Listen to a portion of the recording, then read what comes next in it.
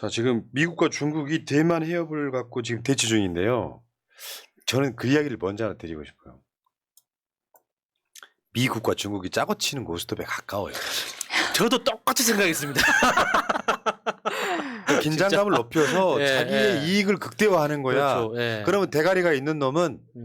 미국과 중국이 실제로 전쟁 날까가 아니라 눈치를 살살 봐가면서 처신을 해야 되는데 이 모질이는 바이든한테 차사 붙어가지고 그거라니까 그래 네 원하는 대로 우리가 전쟁 나면 핵무기 내가 대신 쏴줄게 이렇게 약속하고 돌아오면 무슨 상황이 발생하냐면 진짜로 대만에서 전쟁이 나면 한국군이 가야 돼. 한국 무기가 가야 돼. 어차피 핵무기는 안 쓸 거잖아요. 그러니까 이 핵무기라는 것도 그러니까 일종의 우리 집에 있는 황금 송아지 같은 역할밖에 안 하는 거잖아요. 실제로 쓸 수는 없는 무기예요. 그러니까 이게 중국도 미국도 절대로 밝히지 않는 그 최첨단 무기 중에 하나가 인공위성에 올려놓은 그 낙하용 그 낙하 형태의 무기들이 있거든요. 그러니까 그 핵물질은 없지만 파괴력은 엄청 큰. 그러니까 인공위성에서 직접 발사하는 무기들이 다 있단 말이에요. 만약에 전쟁이 나면 그걸로 할 거예요. 그러니까 실제로는 핵무기는 아무것도 아니에요. 그냥 짜고 치는 고스톱의 말 같은 거 역할밖에 안 하는 거지. 그러니까 이게 너무 심하다. 이렇게 겁주려고 중국 입장에서도 미국 입장에서도 둘 다 이렇게 계속 뻥카를 날리는데 다른 나라가 안 믿어주면 의미가 없잖아요. 그러니까 둘이 직접 가까이서 붙는 척만 하는 거지. 이게 뭐냐면 그 유명한 적대적 공생관계입니다. 북한과 일본도 그랬고요. 북한과 미국도 그랬고 적대적 공생관계예요. 내부를 다져야 되기 때문에 싸우는 척을 존나 열심히 하는 거예요. 그럼 우리 제3자잖아. 그럼 눈치껏 해야 되는데 고래들 싸우고 있는 곳에 촉새짓 하다가 망한 건 한국밖에 없어 지금. 이 촉새짓이라는 거는 푸나님이 넣은 표현이죠. 그렇죠. 어떤 언론도 못 쓰는 표현이죠. 언론에서는 절대 볼 수 없는. 예. 고래들 싸움에 촉새짓을 해서 덩치 큰 멧돼지처럼 생긴 촉새가 그러다가 한국만 개피 보고 있는 거야 지금. 예. 왜냐하면 국민감정, 중국 사람들의 국민감정을 생각하지 못한 짓을 너무 많이 한 거야. 예. 윤석열 정부 누적 적자가 무역 적자가 IMF 직전치 4배. 아, 나 진짜 저런 뉴스 보면 너무 무섭습니다, 진짜. 진짜 무서워요. IMF 난 이미 왔다고 이야기하는 사람도 있거든요. 근데 이제 IMF 때에 비해서 우리나라 경제 규모가 엄청 커졌기 때문에 IMF 때 그 숫자만 비교를 하면 아직까지 버틸 수 있는 체력이 있다 이렇게 해석할 수도 있는데 우리가 직접 느끼고 있는 체감적 경기가 너무나 안 좋기 때문에 그 공포감은 더 큰 것 같아요, 진짜. 근데 언론이 그만큼 안 다뤄주고 있기 때문에 되게 잠잠한 것처럼 보이는 거예요. 그게 IMF 때하고 똑같은 거죠. 그쵸. 그러니까. IMF 때 우리나라 괜찮다. 펀더멘털 괜찮다고 조선일보가 끝까지 떠들었거든요. 근데 그 다음날 김영삼이 등장해가지고 IMF 신청했다고 발표했죠. 윤석열 정부 1년 경제 성적표 짧게 보고했습니다. 생활 물가 상승률 3배. 진짜 요즘 물가 비쌉니다. 문재인 정부 1년 평균 1.9%. 윤석열 정부 1년 평균 5.8%. 윤석열 정부의 수출 폭락. 또 비교가 되잖아요, 지금. 파란색은 흑자. 빨간색은 적자인데 희한하게 윤석열 당선되자마자부터 진짜 이 너무 난리를 쳤다. 신기합니다, 진짜. 문재인 정부 때 1년 월 평균 12.8%가 수출이 증가를 했고요. 윤석열 정권 들어서서 월 평균 6.2%가 감소하고 있습니다. 윤석열 정부 무역 적자 급증한 것도 한번 보십시오. 문재인 정권과 완전 비교되잖아요. 지금 저기는 무역 적자를 다 합쳐서 저 그림을 그려가지고 일본 무역 적자가 얼마만큼 그 증가하고 있는지는 안 드러나죠. 근데 우리가 2019년에 일본하고 무역 전쟁을 시작하고 난 그 다음 달부터 무역 적자량이 계속 줄어듭니다. 계속 줄었어요. 근데 윤석열 집권하자마자 바로 다시 늘어나고 있습니다. 일본과만 보면. 예. 그리고 또 재밌는 건 우리나라 무역 적자가 늘어나는 만큼 일본의 무역 흑자가 늘어나고 있다는 거. 지금 최근에 일본 증시 활황. 예. 한국에 투자할 돈을 일본 증시에 투자하고 있다. 중국에서 철수한 우리나라 시장만큼 네. 일본이 가져가고 있다. 자, 무역 격자도 한번 보시고요. 가계 소득 감소도 한번 보세요. 문재인 정부 후반에 2.8에서 6.9 정도를 증가를 했는데 윤석열 정부 초반에 이 마이너스 0.28에서 마이너스 0.0까지 감소하고 있다. 나라 말아먹고 있는 거예요. 아까 말했잖아요. 국가는 곧 국민이라고. 그러니까 진짜 심각한 게 요즘 언론에서 잘 안 내는, 그러니까 사회부 기자들이 보고도 못 본 척하는 그런 기사들 중에 하나가, 그러니까 생계형 범죄 있잖아요. 그러니까 아이 분유를 훔치다가 걸린 젊은 엄마, 미혼모. 안 그러면 무전취직하고 도망가다가 이렇게 다쳐가지고 병원에 잡혀간 할아버지. 이런 그 소식들 엄청 많습니다. 특히나 SNS나 커뮤니티 게시판 같은 데 보면 그런 에피소드가 매일매일 엄청나게 많이 올라오거든요. 이게 문재인 정부 때는 없던 현상이에요. 네. 김석덕님, 문정부 왜 비교합니까? 비교해야죠, 알죠. 비교 안 하고 윤석열은 무조건 나빠, 무조건 무능해가 아니라 그래프로 비교를 해드려야 그렇죠. 하는 거예요. 문정부 때 이렇게 잘 되는데 왜 윤석열 때 이렇게 폭망하고 있는지. 네. 그리고 가계소득 같은 경우에는 가계소득이 이렇게 떨어졌는데 감소를 했는데 가계부채는 또 우리나라가 엄청 많단 말이에요. 이거 진짜 위험한 거거든요. 예. 어떻게 그래서 버티고 이재명 되겠습니까? 대표가 주한 중국 대사를 만나요.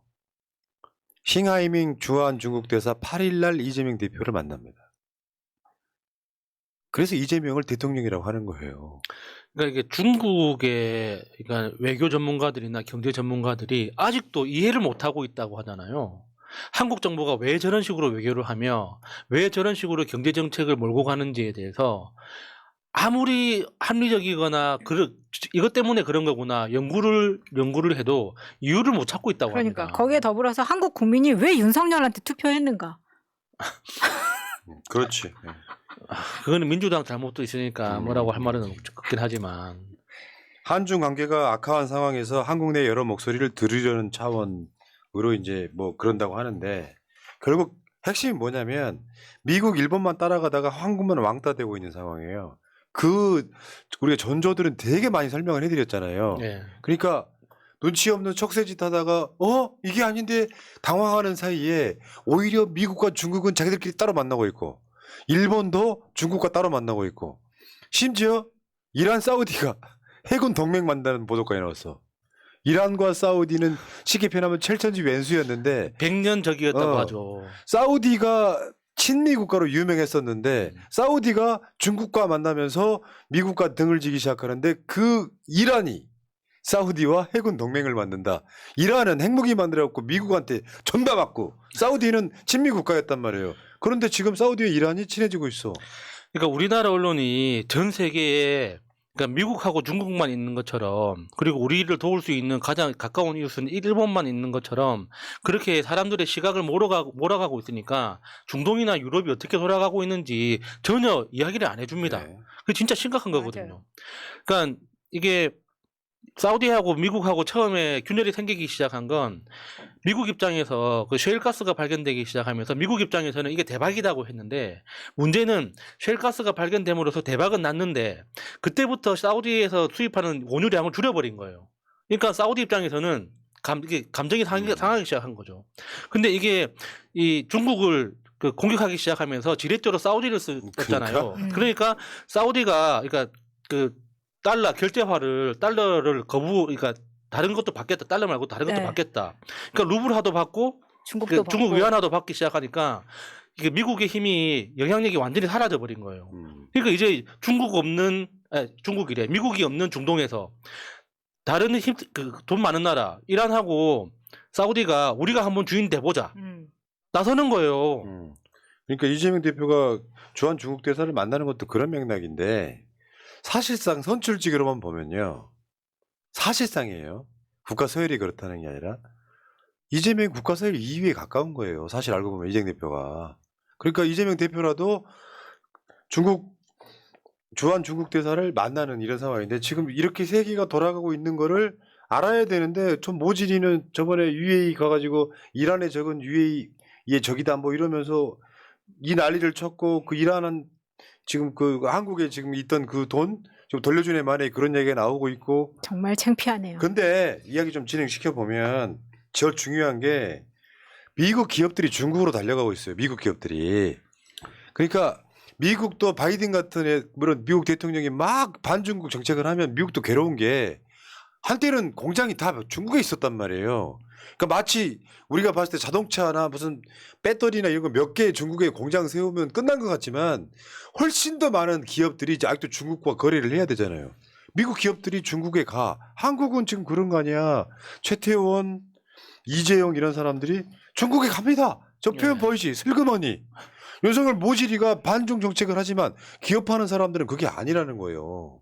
어쩔 수 없죠. 이거는 정치의 문제가 아니니까요. 거기다가 우리나라 그뭐 삼성이나 SK 회장들 말고 그 세계적인 CEO들도 중국을 계속 방문하는 이유가 21세기는 인공지능 사회라고 하잖아요. 그 말의 이면에는 그 인공지능이 개발되고 그 서비스가 보급되면 보급될수록 반도체 수요량이 엄청나게 폭발할 수밖에 없다는 거예요. 그럼 반도체가 작동하기 위해서는 전기도 있어야 될 거 아닙니까? 그럼 전기를 유통하기 위한 배터리 시스템도 같이 가야 되는 거예요. 그런데 전 세계 배터리나 반도체의 원재료들 있지 않습니까?